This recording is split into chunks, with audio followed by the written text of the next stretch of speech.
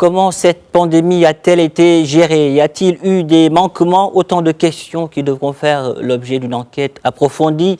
La Chine et les États-Unis ont soutenu hier une résolution qui ouvre la voie à une évaluation de la réaction de l'Organisation mondiale de la santé face à cette crise sanitaire. Noa Bazir.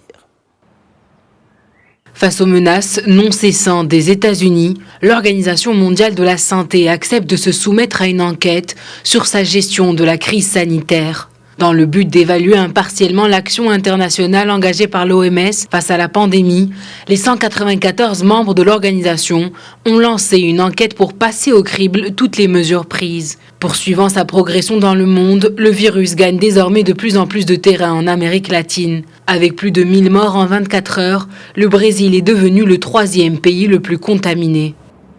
Estamos perdendo essa batalha contra o vírus. Essa é a realidade.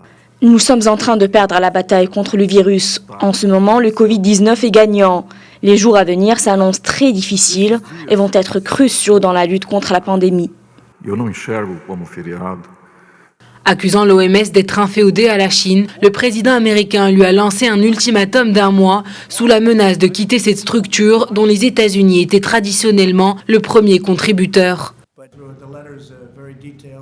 L'OMS doit se racheter au plus vite et doit être juste envers d'autres pays, y compris les États-Unis. Nous envisageons de nous détacher de l'OMS et de travailler séparément.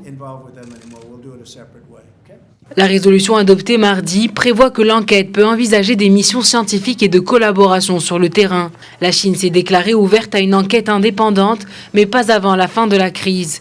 Si la pandémie est considérée sous contrôle en Europe, où la majorité des pays ont commencé à déconfiner leur population, elle continue de progresser en Asie et en Amérique du Sud.